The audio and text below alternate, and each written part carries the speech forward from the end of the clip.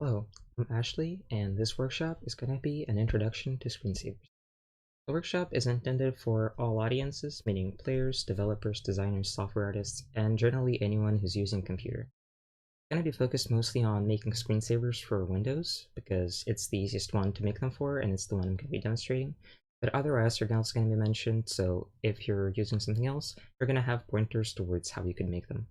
Uh, the plan is to talk about why I think they're neat and how you could be using them in your creative projects or in your life in general.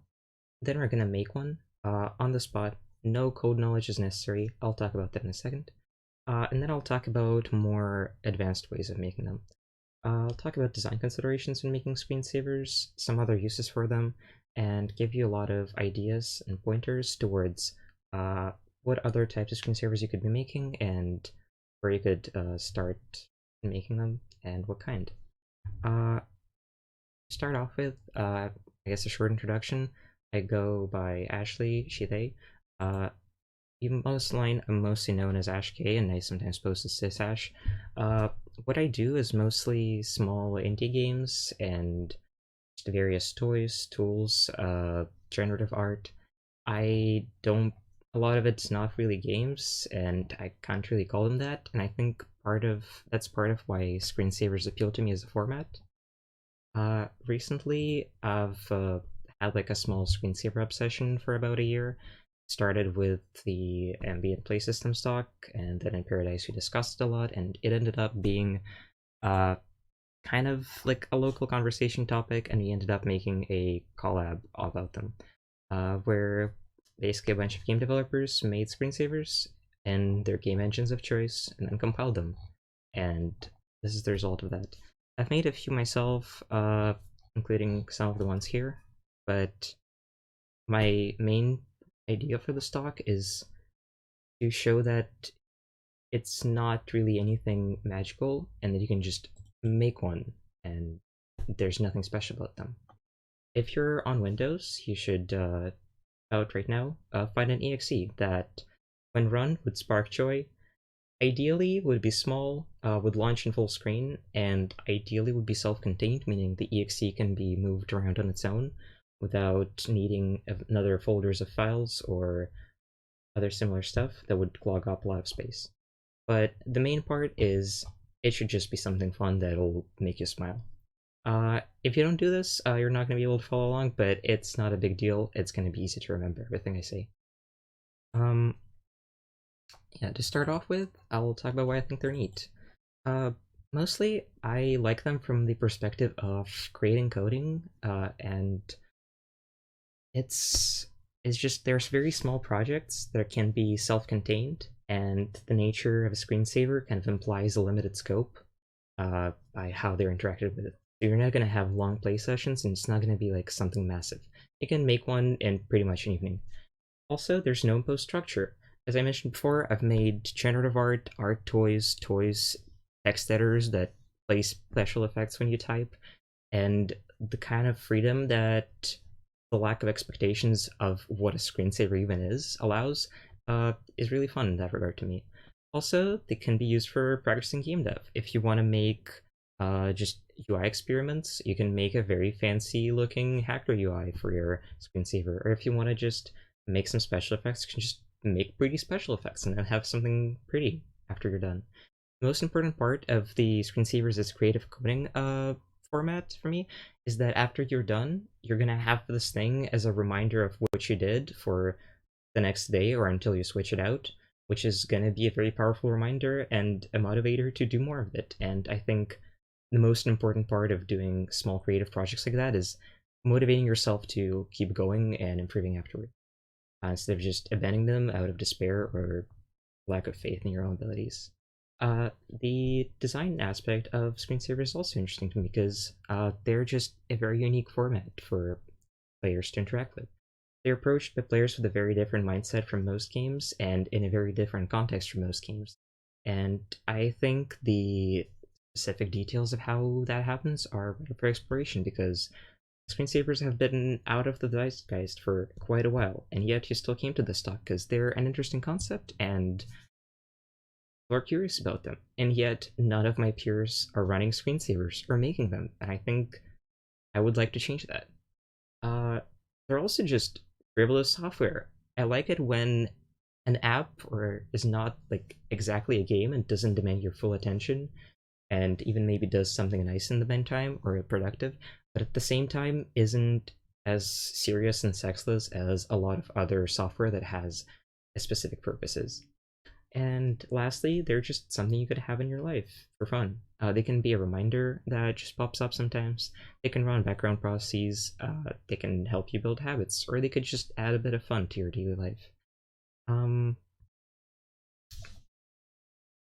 Even if you're showing games at an expo, perhaps you could get something out from screensavers even in that regard. But to start off with, time to make a screensaver. The gist of it is that in Windows, screensavers are just portable executables. So a lot of things are in Windows, like there are different extensions for portable executables and different purposes for them, but the gist is that renaming an exe to an SCR will just work. And now, if you follow along with me, we can take the exe you prepped earlier. In my case, it's something I made for the purpose of being a screensaver a while ago. It's a Godot project that opens one random scene, and I put some GLSL shaders in there that render pretty images. And when you click any button, it quits the exe. Now, if I rename it to .scr, Windows will warn me that this might be a bad idea. However, it is still running when I click on it, and it'll just launch a different scene because there's a few of them and it randomizes which one it is. And you might notice in the type that it says that its format is a screensaver.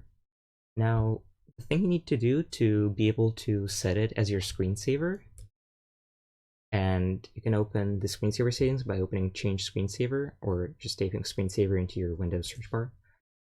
Files that show up here, they just need to be in your C Windows System 32 folder. That's it. So if I just drag it in here, and this will require admin permissions, close this and reopen it, I can now choose Kaleidoscope shaders as a screensaver, and it'll run as a screensaver. There are a few caveats, but the basics of it is this, and that's kind of all you need to do the most simple basic version of it. You can also turn on the option to display the logon screen after the screensaver is run for security purposes, which will just do the equivalent of hitting Windows L and locking your laptop to kind of like the lock screen where you have to type in your password to unlock it. That part I've used while showing Essentiomnia at Next Gen Showcase, or now at Level Up, where if you set it as a screensaver, basically just renaming the game's exe to an SCR, then putting it in the folder, and then it could just be selected. And what this means is I tried basically to find the way to set up kiosk mode on my laptop because I didn't want people to just be able to access all of my files on my personal laptop that has everything I do on it. And that was kind of the way to make the game run and be playable, but at the same time, if the game ever crashed or if someone pressed Alt-4 or tried to Alt-Tab out of it, they wouldn't be able to actually reach like any of my files. I know it's kind of paranoid, but that gave me a lot of peace of mind, and it was a very easy solution for that. Also, this is obviously not perfect. Real screensavers that you can like find special made for that purpose are a little bit more complex than that, and there's a few details there. But the ones that were made in the Paradise collab were all made exactly this way. If you look at the site for the Paradise collab, you can see that there's some that were made in Pico 8, there were some that were made in Unity, some that were made in GameMaker and Love 3D. All of them just work in the end, and we made a launcher for it, which is actually just a a screensaver that launches an exe, scr, or bat in a file in your documents folder for ease of access, since you don't have to like keep stuffing more screensavers into your already full Windows 32 folder. But it's really is as simple as that. It's mostly about the format and what you do with it. I want to talk about some of the caveats with this because obviously it's not perfect. The screensavers that you make this way are not going to quit on their own. You can add that in the game engine of choice by adding, like, if there's any input or the mouse is moved, you quit the game. Or you could add some interactivity. It could be a fully fledged game where it quits after you do something specific, or there's other things that you could come up with there. Also, they will not be transparent, and we tried, and unfortunately, it will not work. And also, it's not going to be as easy on other OS. Also, regarding them not quitting on their own, if you use just any other application that like didn't account for that, you can always just alt F4. That's like the easiest solution probably. The transparency part is, I think it was broken by just Windows updates not checking that specific part of backwards compatibility. If you look up Bubble's screensaver, one of the like auto completion results is Bubble's screensaver broken, not transparent, not working, and the same happens to all of the other ones that we had in the launcher. So if you launch them normally, as like by double clicking, like right now, it'll still work. It'll perfectly fine. I think this one specifically tried to solve that by taking a screenshot, putting that as the background, and then drawing on top of that. But the problem is that when you actually time it out and wait for the screensaver trigger, I think they do some optimization stuff where it doesn't render anything else behind it and doesn't account for that, and kind of launches after the background is already not being drawn. So you just end up with the transparent screensavers on top of a dark background or background of your Windows color preference choice. On other OS, it is going to be a little harder to make screensavers, but there are still ways. If you're on Mac or Linux, you can use X Screensaver. It's been around since a very long time, I think since last century even, last millennium. And it's available for all platforms except for Windows because the author has a personal vendetta against Microsoft for killing Netscape Navigator.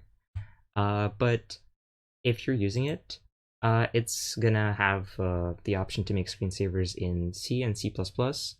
It has a lot of examples included with it, and there's a comprehensive hacking guide and where to start. And you can just take things that are already in there and modify them. I think there's also one example for OpenGL rendering in there, but I'll talk about that in a bit. On Linux, that's pretty much your only option.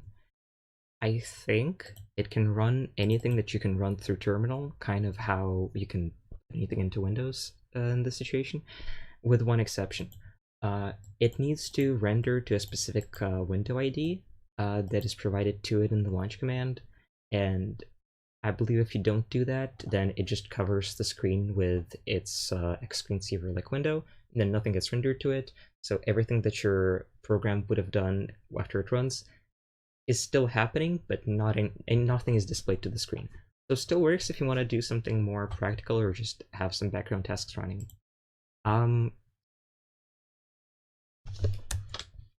And yeah, without the window ID, it's just going to be black.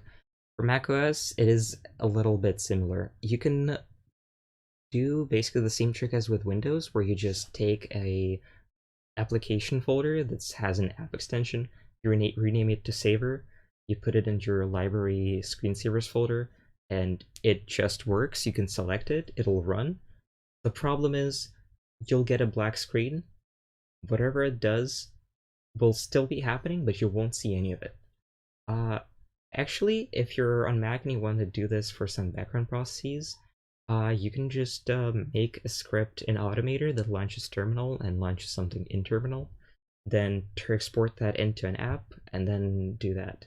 And also for macOS, there's Screensaver, which is a bodge tool kind of that runs in Apple script when it runs and when it closes. And this is intended for various maintenance tasks, and there's a screensaver that you can run in the middle, if as instead of this one. There were some bodges to fix it with a transparent screensaver that just shows whatever's behind it, so you could use this to like show something of your own, but I think they were all broken a few years ago in an update. If you want to do things the proper way on Apple, you can also just use Xcode, and there's a screensaver preset in it, and it can be used as a desktop, as a live wallpaper on your desktop, and it just has to implement a few methods that they have on their documentation, and then it'll be able to actually render to that black screen. But unfortunately, that's how it is on Apple. And if you're on Android, there's Daydreams. Daydreams you can find in settings, display, screensaver, and there's like, I think, colors and a clock by default. You can find them on Play Store. They can be installed on Android TVs also. I have no idea how to develop them. I haven't checked that, and it's probably going to be a situation that is very similar to how it is on Mac. One thing I forgot to mention while recording this initially is that on Windows, it should technically recognize some launch parameters, which would make it not run when you just select it in the list. When you select it in the list, it runs without any parameters, which is kind of the same as just running it, which is why it would be shown twice, I think, normally, because it would be selected here, and then would try to render here. Here it should preview the screensaver as a child of window, and it should render it to a specific window ID, kind of like how it is on X Screensaver. The settings just is when it's run with a C, and if the Windows is serious about running it, it'll do a /S for previews and for just running it normally when it's timed out. If you don't do this, it doesn't have a negative impact. It just makes your screensaver launch a number of extra times when you're digging through screensaver settings. Inconvenient, but I feel like it's a lot more in the spirit of messing around and just not caring and making a thing as long as it's done, rather than finishing a full-on project that can be like adhere to all the Windows specifications. In the next section, I'm also going to be talking about how to turn pretty much anything on Windows, not just exes, into a screensaver, and use it for that purpose. And for that, I'll be using AutoEdit, which is a free and basically it's free. It's very simple. It's been used for many years. It's quite well documented, and it's lightweight. If you want to download and install, you can do it now. I'm not sure you're going to be able to follow that part, but if that's something that interests you, this is the one. And I'd like to talk a little bit about the different stages of interacting with one and why I think it's interesting. But before that, I'd like to mention that this talk is pre-recorded. I unfortunately can't see your messages and what's happening in the chat, but if you have an idea for a screensaver at any point in this talk, please share it. Don't let it die in your head. If you say it and someone makes it, that's awesome. Inspire, and get inspired by each other. And screensavers haven't been profitable for over a decade now. Nobody's gonna get rich off your ideas. We're just here to have fun and make silly software. And if there's more silly software in the world, I think that would be good in general. The most interesting part about screensavers, I think, as a format for making things is the structure of how you interact with them. So with a normal game, the player thinks, I want to play a game. Then they launch the game, they play it, and then they quit. With a screensaver, it's very different because the player thinks, I'm done doing what I was doing at the computer, I'm gonna take a break. And then they leave without ever thinking about it. Then it launches, and then someone else who might be near them, near the computer, sees it first and goes, "Oh, something is happening over there, interesting." After that, the player at some point returns back to their computer, notices it, goes, "Ah, that thing that I didn't even think about starting right now." Might look at it for whatever reason, and after they interact with it in any way, it'll quit, or they can interact with it and play it for a bit, and then quit. And a screensaver always leads into whatever the player was thinking about doing on the computer while they were returning to it. So it always like leads into their previous plans of work or whatever they were planning to do. So to summarize, the interesting part is that it's not launched consciously. Computer is entirely idle this entire time and nothing's usually happening, or it doesn't need to be performant at that time. It's usually seen by other people first. It's not something that is planned by the player, but it is intentional. So you have to set it first. And it is always followed by whatever was planned to be done afterwards. Some uses for that, as you might imagine, would be to make something that just makes you smile when you return to your computer, or to make things that are happening every so often and you would like to be reminded of them. You can play a prank on someone by setting something to a screensaver, but I'll return to that later. I think the pranks should be within good fun and within limits. It could be used for inducing a state of mind before returning to your work or whatever you were doing.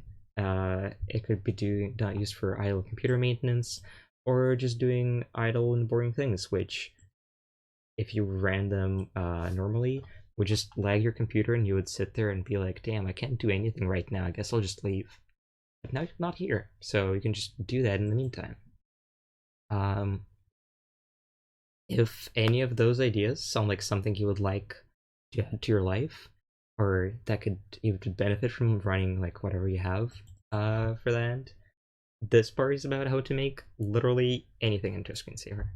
So again, the Automate, usually the software is used to automate installation of things and just general busy work, but it is also just a pretty easy scripting language, and for this purposes, I think it's perfect. They have a few examples in their thing, but first I'll talk about the aspects of just launching a screensaver. Again, the player is not present when it happens, so whatever janky way you have of starting your screensaver, if it's sluggish, if it's messy, if it's awkward, it doesn't matter, because the player's not going to see it. It won't impact their experience, so you don't really have to care about this part. Also, the computer is going to be idle, so if it runs very poorly, if it needs time to warm up, if it uses other computer resources, that's also okay. The computer is not in use. And it's going to have some time to warm up before it's seen, so you don't have to worry about load times that are under a minute long even, most of the time, as long as it's obvious that something's happening. In this case, I'm going to be showing how to transform a demo that Paloma made for some kind of demo competition. The problem is, when I try to do that, as soon as I launch the exe, it shows the configuration of the Unity player.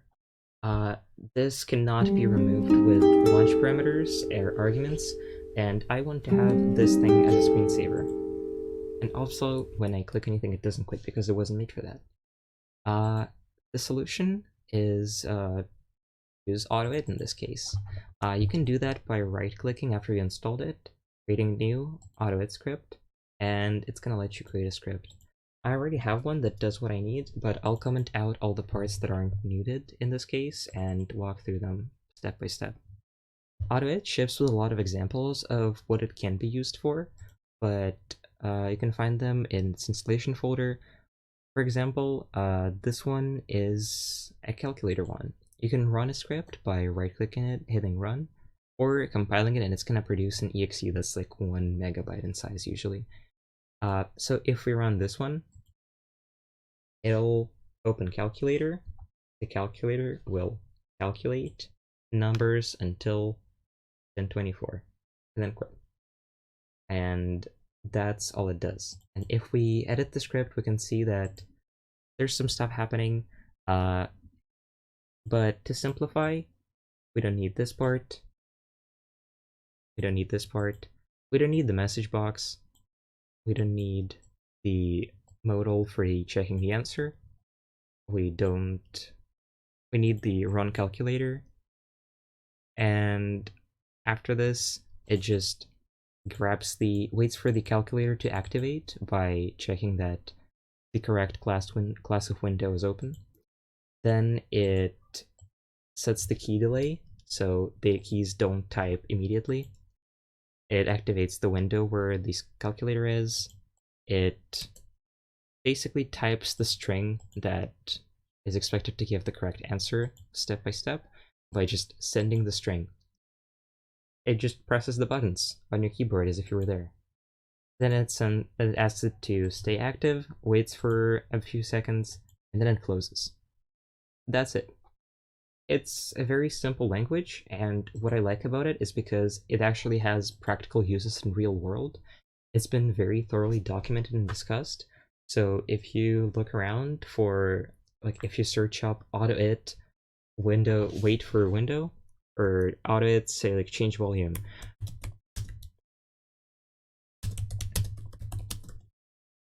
you can just type in your questions with AutoIt and a plain text question, and you'll get something that'll probably fit your situation. So here, the documentation for the script is very well written, I think, very clear, and it comes up as your first search result, so you're gonna have no problems. I'll talk about the actual example in this case. So for this, in our case, it runs the application by finding it in the folder that is adjacent to the current one. This will not work if after compiling the script you move it to your system32 without the folder. If you want to just move the compact SCR file and keep the files that are needed to run it elsewhere, you can do that by copying the path, I guess, and putting it here. It should work because now it's the full path to the exe on my disk instead of just being like the routed one. Then it waits for the window to activate with the configuration for it. The way to know which window to wait for is by getting the AutoIt window info tool. Using this thingy, hovering over it, it shows the title and the class of the window.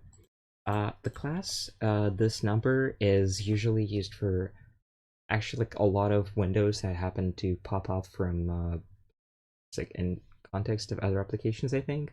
So I wouldn't count on that, but the title of C2 Visual's configuration is pretty foolproof in our case, so you can just use that.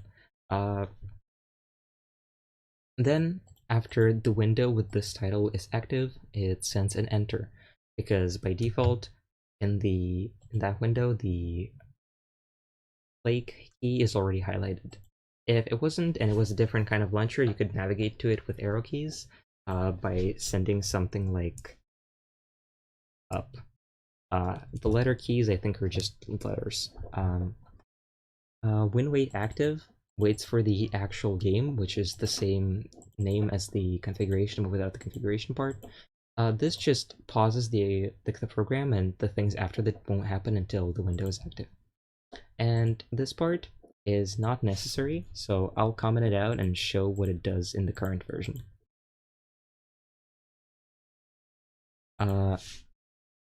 Now if we run the script, no, that's not the script, that's the exe.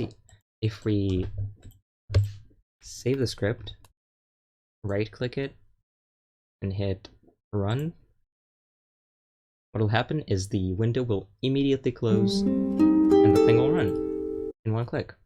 Awesome, now it's ready to be done and made into a screensaver. But we can make it better. If we add this part here, which will just enter an infinite loop where it sleeps for 20 milliseconds, and then waits for the mouse to be pressed, or for the window to stop existing. It'll keep cycling in this loop. If you do this, do not increase the sleep time because it's not going to impact your performance at all, but it might make it so that your mouse presses get ignored, and then it's just going to be a little annoying.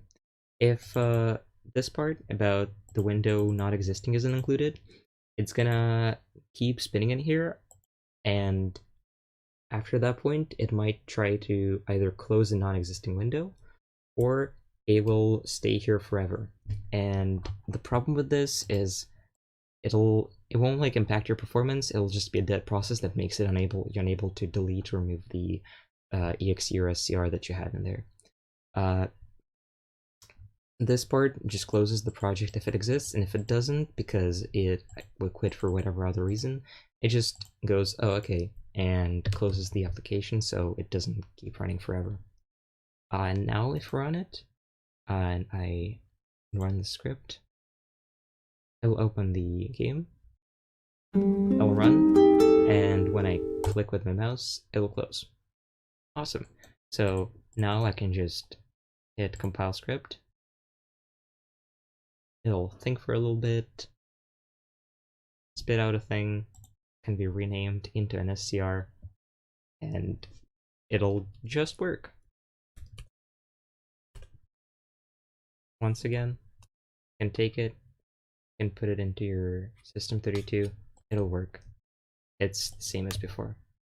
Another example that's a little more complicated is the same author has made another game in Unity that is of a similar type. The don't run is a callback because that's kind of a thing we did in Paradise Launcher, where exes that had that prefix wouldn't be run, so they could be run with other tools. It has the same thing where it requires you to like skip the intro sequence, but then the part about this one is that by pressing letters on your keyboard, you can change which one it opens, the scenes that are included with it. Obviously, if I wanted to use it as a screensaver, I would want to have all of the scenes on shuffle. So what the script for it does is it does the same thing as before.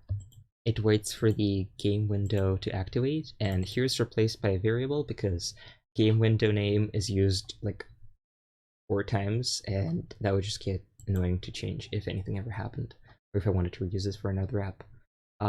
And here it just waits for the window to activate, waits for 10 seconds because I can't know when exactly it's done loading past the Unity logo and into a scene where it's ready to receive my inputs, but my laptop usually is done with that in about 10 seconds, so just know that for my case, this works.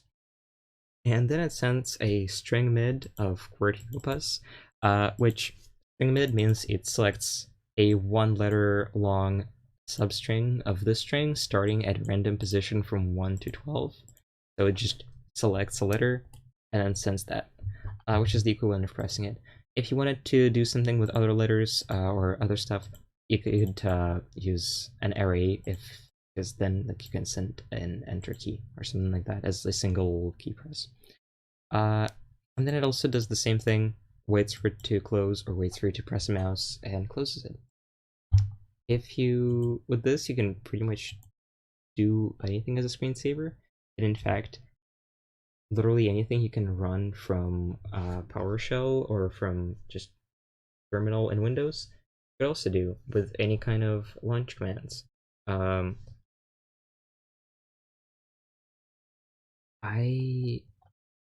Yeah, if you're gonna be doing this with Unity games that other people made, you can also check the player command line arguments.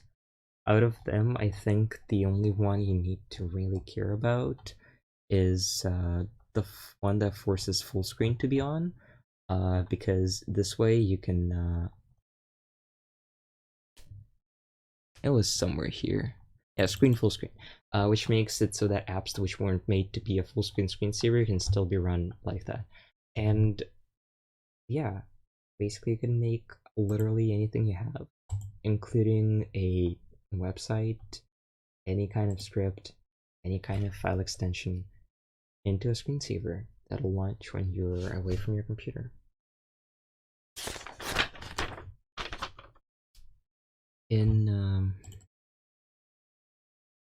Yeah, the other part that I'd like to mention is the aspect of a screensaver where other people see it first, and actually they probably see more of it than you do, because when you return, you usually have some kind of thing to do. You close it. So the main audience for them is actually people around you, if you're in an environment where that's possible. And I think that may have played a massive role in why After Dark and screensavers just became popular in office culture at the time that they did in the late 90s. Yeah. And actually there's a lot of them because they got popular to the point where they were commercially viable. So a lot of screensavers got made, and there's a lot of them out there. You can just go on the internet and look them up, and if you download one of the packs that includes all of them, I can guarantee you're not going to see them all in one day because there's just too many of them. They're actually available on Internet Archive, and some of them you can play online, just see in their original context, emulated. And there are also even versions that you can download. But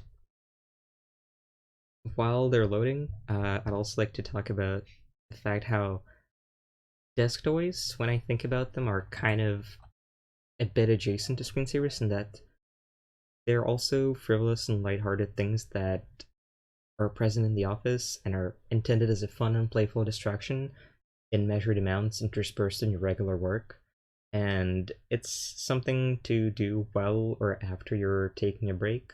And it's also something that's kind of partially intended for other people around you to enjoy passively. However, I think desk toys are actually kind of closer to desktop pets because they can actually be picked up and put down whenever you feel like, and screensavers are more of a thing that only happens when you leave for a break, for whatever reason. And yeah, Johnny Castaway is one of the originals that has been beloved and still fondly remembered, where there's just a guy stuck on an island and he tries to survive, moves around, does various stuff, fishes, hijinks happen to him. He never escapes. But such is the life of Johnny. After Dark, you can just play all of them here. It's not the most buttery smooth experience, but there's also just playlists on YouTube where you can see them. And the amount of inspiration that you can get from them, it's kind of insane because they're out of the canon, but there's so much variety in them, and they're all in a format where you're not really interacting with them, but there's interesting systemic stuff still happening. So if you're just making games, this is something to look at. About the taking a break part, After Dark later did a lot of spin-offs of their screensavers, merch, other stuff, but among them is After Dark games, which are games that are intended to be played in a coffee break. All of them are very short arcades or just puzzles or things that you can kind of play and be done with in the span of 1 to 3 minutes. Based off of their original characters from their screensavers. It's kind of wild. There's an After Dark cinematic universe, including various games. All of them are kind of united by the fact that the maximum playtime of them is very segmented, so you always have you're never locked into a long play session, and they're specifically made for that. And they launch fast, and they're even, I think, in the Windows tray by default. Yeah, if any of that sounds like in any way inspiring and you would like some kind of screensaver to put on your desktop, not even maybe necessarily an entire application, if it's just a reminder or if it's just something that makes you happy, then you'll be surprised to find that there are easier ways to do it. Screensavers Planet is a pretty good resource. Their slogan is true. It's free screensavers, and they're virus-free also. But besides screensavers, you might want to look at the software part because they have things that let you make screensavers out of images, videos, slideshows, various utilities, and managers, which let you have multiple screensavers or playlists or cycle through them. Kind of like what we did for Paradise, but it's a more general tool for general purpose use and less specific than our case. I'm gonna even make a web page a screensaver. I believe there's some on Screensavers Planet that were like that, but I've also found this repository that's already basically done and ready, where you can just download the screensaver from the releases, set it from settings, and you'll have a web window open in your browser as a screensaver. There's a lot of things that could be an interesting page to return to on a regular basis. If you're looking for something that's just passively pretty on your computer and not necessarily only when you return after a while, there's Wallpaper Engine for live wallpapers. But I'd like to note that live wallpapers and screensavers and generative art in general kind of occupy slightly different niches because live wallpapers are almost always high-res videos that play on a short, perfectly cycling loop. They're just like animate a static image a little. And screensavers and generative art and systemic stuff is interesting for entirely different reasons, where it's things that are unpredictable, that are rendered live and are different every time. However, there are ways to unite the two. There's a wallpaper engine add-on that lets you set a shader toy file as your background. For those unfamiliar, shader toy is a toy and a community of people making shaders that have no other purpose than just kind of looking pretty and being fun to look at for a bit, which unsurprisingly is kind of exactly what screensavers are a lot of the time. So if that piques your interest and you're one of the people who are actually in this community and are just into this, you might want to actually look at OpenGL Screensaver, which basically does the same thing, but instead of being like a web thing, it provides you with all the necessary tools to set a GLSL shader as your screensaver. It's also a already made thing, and you need to swap out the actual file with the shader that's gonna run. You're gonna be able to do just that. It's significantly more lightweight than what I did in Godot, which uses a similar language to GLSL, except because it's a Godot export, it kind of means that without me optimizing the file, it's like 30 megabytes, and this is going to be much lighter. In my case, I did it for myself, for fun, it didn't really matter. Honestly, use whatever is most comfortable to you. I think the purpose here is to make something that brings you joy while you're making it and after the fact, and forcing yourself to use tools that are uncomfortable instead of the ones that you're familiar with. And unless you're obviously trying to learn them, and this is kind of your motivation for that, would just be against the point. And also, to continue the Shader Toys wallpaper engine thing, there is another thing that's a project that's kind of already made that sets the background of the computer to be a shader. It's just an OpenGL shader. It's a project that I think is less hackable than the one they showed before, but you can recompile it and replace the shader and it should probably still work if that's something you're trying to do. Obviously, in this case, one of the reasons this is not commonly done, and one of the comments in the wallpaper engine thing, is it is less than ideal to have a full screen shader running if it's performance intensive, like a lot of the shader toys ones are, and also you're actively using the computer in the meantime, which is, again, why I think that screensavers are one of the best avenues for exporting and like storing and like, enjoying generative art personally, because it allows you to make your computer turn into a generative art display when you're not actually caring about the processing power and the lag that it would cause on other processes in the system. And also, it feels a little weird to me to like actively go out of my way to launch an application that is like rendering something fun and then just stare at it and close at it. And in this case, it's just something that I return to, go, enjoy for as much as I like, and then close. And I think that's a better fit for it. Uh, but for generative art, obviously use anything you like. In Paradise, there was used almost anything and everything. Penciler's Gallery is entirely just, it is just a normal Pico 8 project. Except it can also be run as a screensaver. In fact, it's a number of them. And I quite enjoy that. They're fun.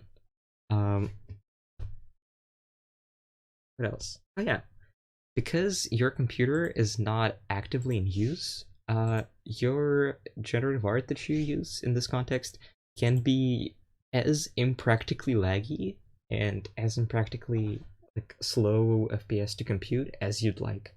In fact, Electric Sheep is so slow that it doesn't even run. It doesn't run in real time.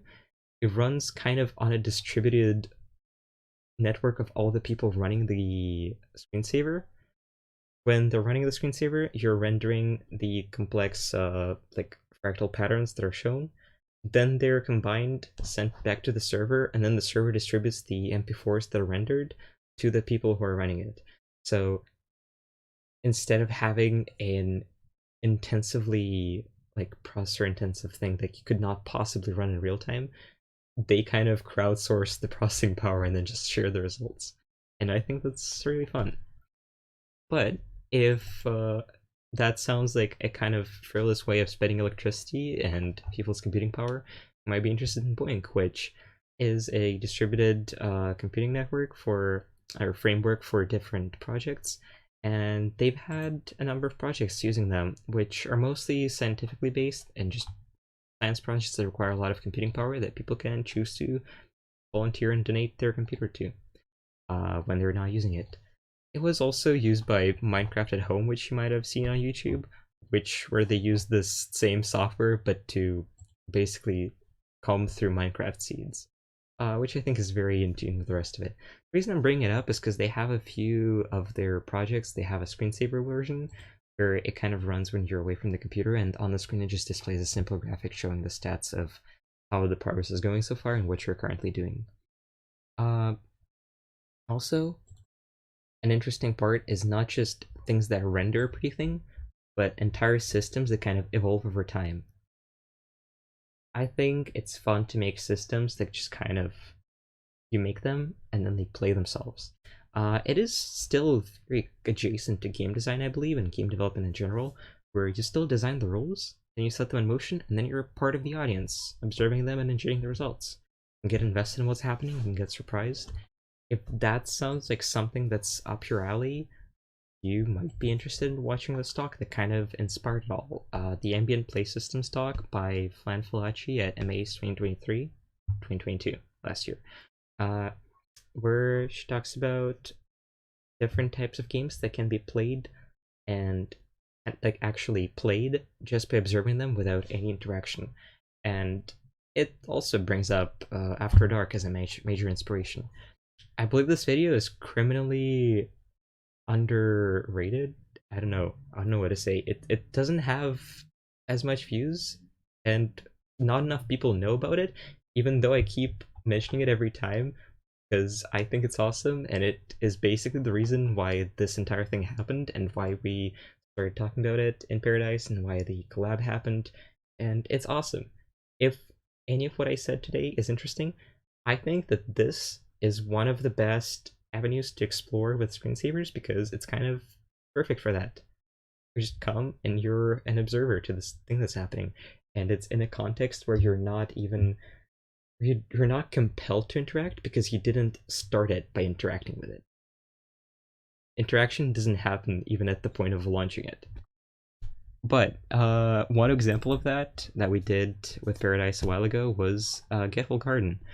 And I think it's fun because it kind of arrived at the same conclusion independently. It was like an ambient play system before we saw that talk, and that's because the rationale behind it was uh, it was made with the intention of not needing any interaction at all and being as slow paced and as low stakes as necessary. It can just be like enjoyed passively with as little interaction as you want. And then you can just observe what happens, and the game kind of plays itself according to the rules. Snails infect things, trees grow, pollinate, throw off seeds, etc. Water spreads. It's, it's an interesting system where a lot of people added their own little parts to it, and it kind of became a fun thing. In fact, I think you could actually turn this into a screensaver and it would work, and it would be quite a good one, I believe. There were other ones in this one, I think, that were kind of like that.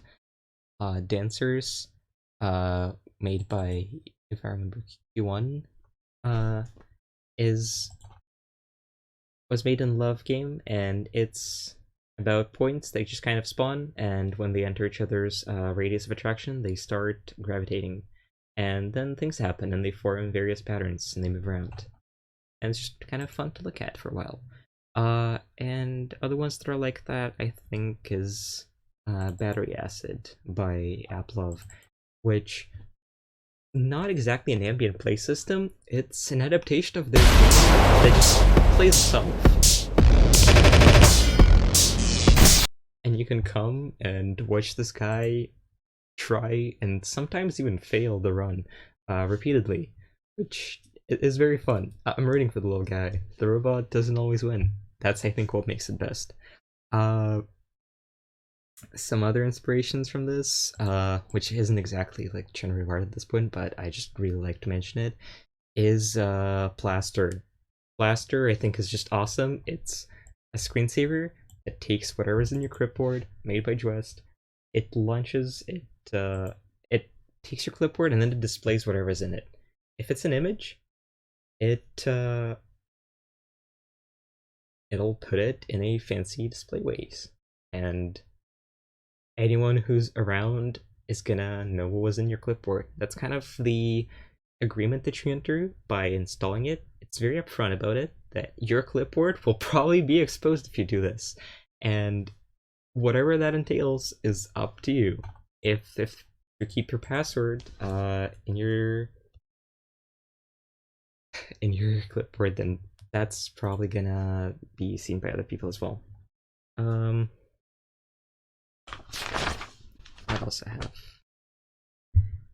Yeah, that's about it about the generative art, but generally, whatever way of making generative art is the most pleasant to you, you should do that. I think that as long as you're making it, good. And if you can enjoy it after the fact, that's awesome. And if other people can enjoy it after the fact, that's even better. Other ideas wise, you can do basically anything that an app can do. You can read people's files, you can visualize them, you can move them around, you can make something that's just special made for this format, where it's something that you encounter and then do something with, and then it's over and you're back to whatever you were doing. It can play with the fact that it's kind of an intrusion into your life in some way. It could even connect to the internet, like the radio bubble me and Bren made a while ago. I think would also be kind of perfect for it. It is more of a desktop pad in its current format, but it is a small thing that just kind of is around, and it shows messages from people who sent them once a day max. Just random messages from strangers from around the world. Kind of don't usually know what to expect. Sometimes it's good, sometimes it's bad. Please be good.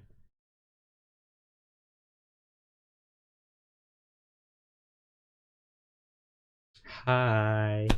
It's nice. A lot of these messages are very nice. I'm glad that people are nice on the internet. That was not the expectation initially, but we had to do surprising little moderation. Once again, a lot of inspiration can be gleaned from just the screensavers that already exist and that have been recorded and stored in some way. Also, X Screensaver has a massive selection of them.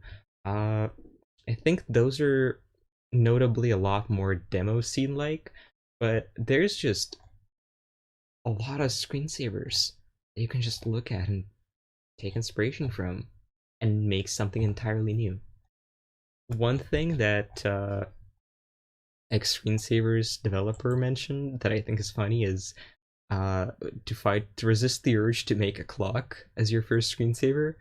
But I think after seeing all this, you're gonna have no problems with that at all because it can literally be anything. That's I think the magic of it. You have the entire power of game making of anything that your computer can do, and it's all here. Just explore the possibility space, all the tools that are already made for it. Um, yeah, even you can make not necessarily even just exes. This one I made entirely in the out it script thing, where this is the entire thing. That's all it does. When you run it, it opens a notepad and types something to this end in it, and when you close it, it jump scares you. If you say yes, it jump scares you again until you say no. Um, but that's about it. Um, the main problem, I guess, with the ability to use anything that an application can use is trust. Uh, if screensavers were kind of notorious for being the thing you get a virus from for a bit, and it's justified. It's literally an app that you put in your System32, and if it's from an untrusted source, you probably shouldn't be doing that. And if you're making a screensaver that's messing with people's files or does anything that's kind of pranking them in a way that's not in good conscience, I think you have to be very honest and explicit up front about it, and it's unseen when it's launched. It can't harm your computer. Any pranks should be cleared ahead of time and be harmless, or else you're just making a virus or giving someone a bad time. We're not here for that. We're here to have a silly fun time. Uh, and that's pretty much it. Uh, a lot of demo scene stuff also is a good fit for screensavers, where it's just you make a little thing that's pretty and cool, and that's kind of the end of it. That's kind of what screensavers are. They're just a cool thing your computer can run, and that's about it. It's just it doesn't have to be productive. It doesn't have to be a game. You don't even have to look at it. Just do fun things on its own. That's pretty much it. Uh, I'd like to thank Hentai Society for organizing this, Max Lobada for the technical help with it, Paradise for being an awesome community and the support with the screensavers and all this project, and you for your attention and anything that you make as a result. I'd delighted to know if anyone actually like makes more screensavers because of this, because my goal is to not really get them back into the zeitgeist, but if you can make games, you can make things that are add silliness to your computer in smaller doses as well. So why not do that? Same skills, and even practice one with the other. It's awesome. But that's about it. Make cool stuff and be nice to each other, and don't make screensavers a virus threat once again. Antiviruses still scream at the Paradise Screensaver launcher because of that. So honestly, just runs an exe on your computer. It could be anything. It is very screensaver, or it is very virus shaped. Freudian slip on my part. Anyway, that's it. Be nice to each other, and bye.